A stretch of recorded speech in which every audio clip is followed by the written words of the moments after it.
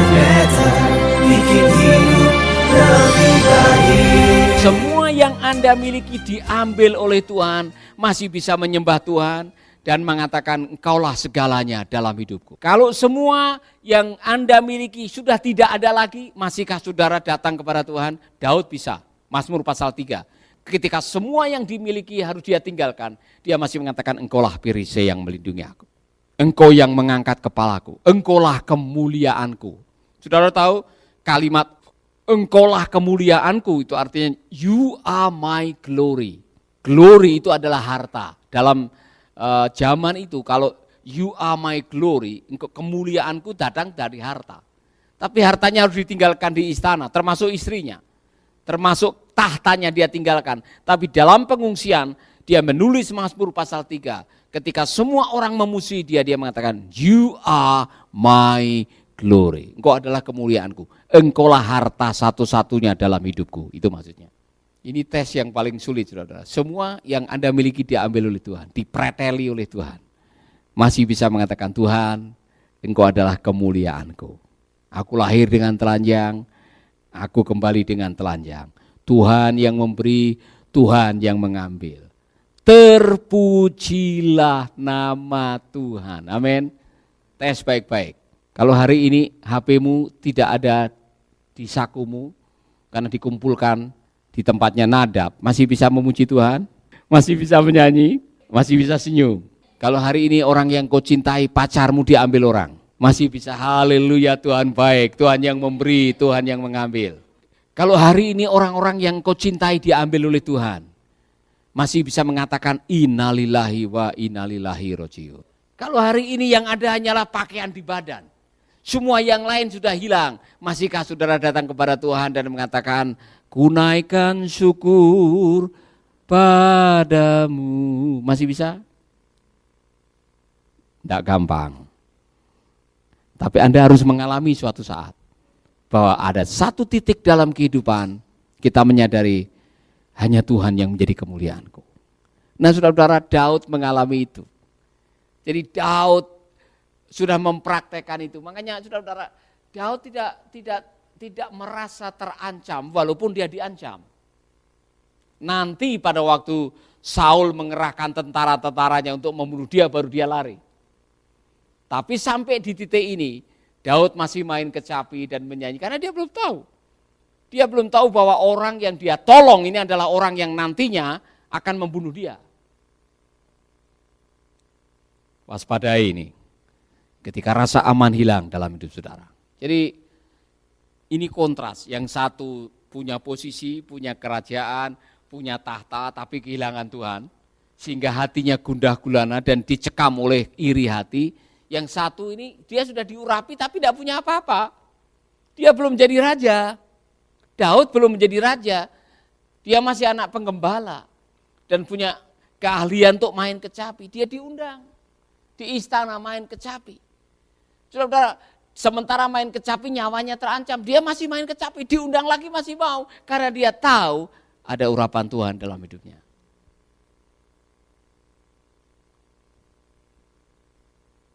Yang ketiga, ini waspadai, saudara. Ketika roh Allah undur dari saudara, Anda kehilangan orientasi hidup. Kehilangan tujuan akhir hidup saudara.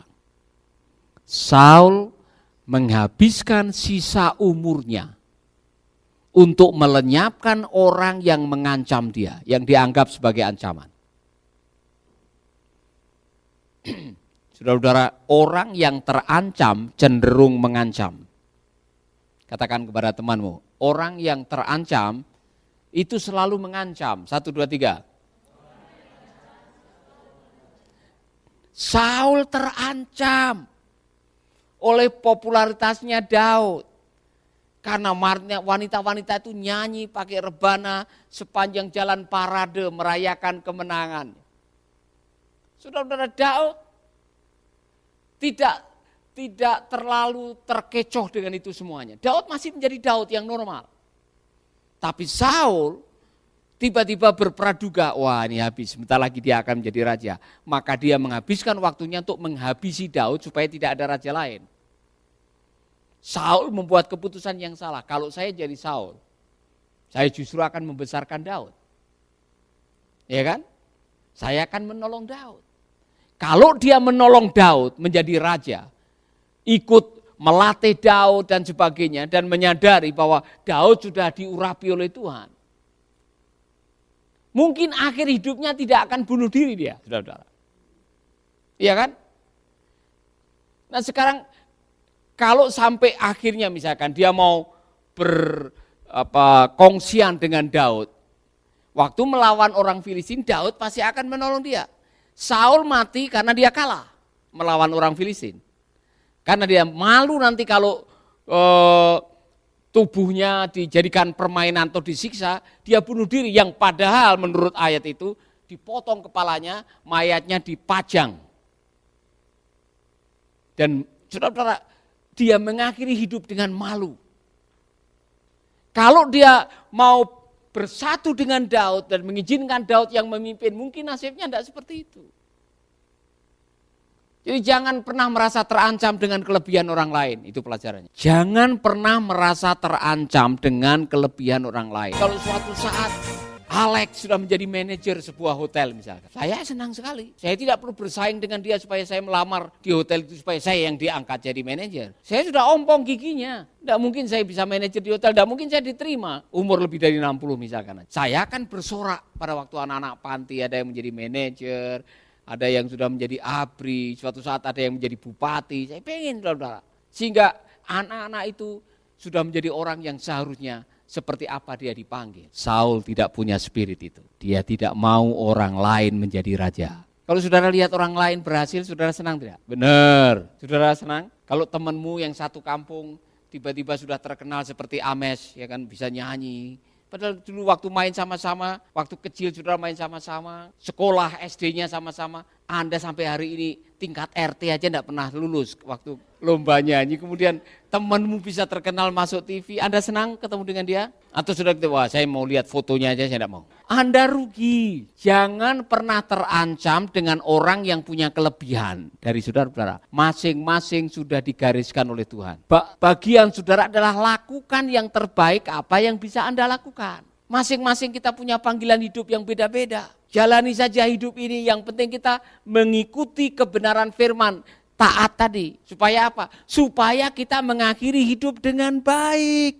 Amin. Saya tidak ingin saudara ditemukan masuk koran, ditemukan seorang pemuda gantung diri pakai selendang, di bawahnya ditemukan surat bahwa dia kecewa karena ditolak cintanya. Hanya ditolak cintanya, Anda mengakhiri hidup dengan menggantung diri dengan selendang di kamar, masuk koran lagi. Kemudian ditulis alumni SPPT, bikin malu saya. Bertobat. Saudara bisa membaca di dalam kitab 1 Samuel, mengenaskan, akhir hidupnya mengenaskan. Jadi jangan izinkan rasa tidak aman, jangan diizinkan itu namanya iri hati, jangan izinkan ketidaktaatan menguasai hidup saudara, karena itu menentukan akhir hidup saudara. Kalau ada sedikit aja benih ketidaktaatan, bertobat. Ini yang terakhir, Saul menyesal tapi tidak pernah bertobat. Ini persoalan. 2 kali, bahkan 3 kali. Berkali-kali dia mengatakan, oh saya salah anakku. Dia bilang sama Daud. Pada waktu dia mau tancapkan itu tombak, dia menyesal, dia salah. 2 kali Daud punya kesempatan untuk membunuh dia. 1 kali pada waktu di goa, diputus saja itu ujung jubahnya. Dia punya kesempatan. Sekali lagi pada waktu di kemah, diambil tombaknya. Daud punya kesempatan, dan setiap kali ada kesempatan ditunjukkan, Saul minta maaf. Ini bapak tua salah ya. Bapak raja salah. Tetapi dia hanya bilang salah tapi tidak pernah bertobat, itu persoalan. Menyesal saja tidak cukup, katakan kepada teman saudara. Anda harus bertobat, remorse, menyesal, itu aduh kenapa ya? Aduh kenapa saya mau melakukan itu? Bodoh sekali saya ini, hanya begitu aja. Tapi tidak merubah kelakuan. Jadi bedanya Yudas dengan Petrus, yang satu remorse, menyesal. Yudas hanya menyesal, Petrus bertobat. Dia tahu kesalahan, dia berubah, dia bertobat, dan akhirnya Petrus bisa dipakai oleh Tuhan. Sedangkan Yudas menggantung diri. Kasihan. Saudara punya pilihan, mengakhiri dengan baik atau mengakhiri dengan bunuh diri. Tentukan sekarang. Siapa yang mau bunuh diri? Bikin malu. Saudara-saudara, saya mau mengatakan kepada Anda semua, waspadai yang namanya ketidaktaatan, iri hati, rasa tidak aman, dan penyesalan yang tidak pernah diakhiri dengan pertobatan. Anda tidak akan pernah mengakhiri hidup dengan baik. Bertobat. Sekarang pelototin temanmu, bilang bertobat. Amin. Mari kita tunduk di hadapan Tuhan. Bapa kami dalam surga, kami mengucap syukur buat pagi hari ini. Kami rindu renungan pagi ini menjadi berkat bagi kami semuanya. Kami rindu hari ini kami disegarkan, diingatkan bahwa ketaatan punya nilai yang luar biasa dalam kehidupan kami. Kami mau mengakhiri hidup dengan bahagia. Kami mengakhiri hidup dengan makna. Kami mengakhiri hidup dengan dignity, kemuliaan. Kami mengakhiri dengan legacy, meninggalkan warisan yang baik. Ampuni kami apabila menyimpan ketidaktaatan, hidup merasa terancam, penuh dengan iri hati, dan tidak pernah melakukan pertobatan. Ampuni kami Bapa, dalam nama Yesus kami berdoa. Amin, amin, amin. Tuhan memberkati saudara-saudara, sampai jumpa di Making Life Better yang berikutnya. God bless you. Sahabat, Anda baru saja mendengarkan program Making Life Better.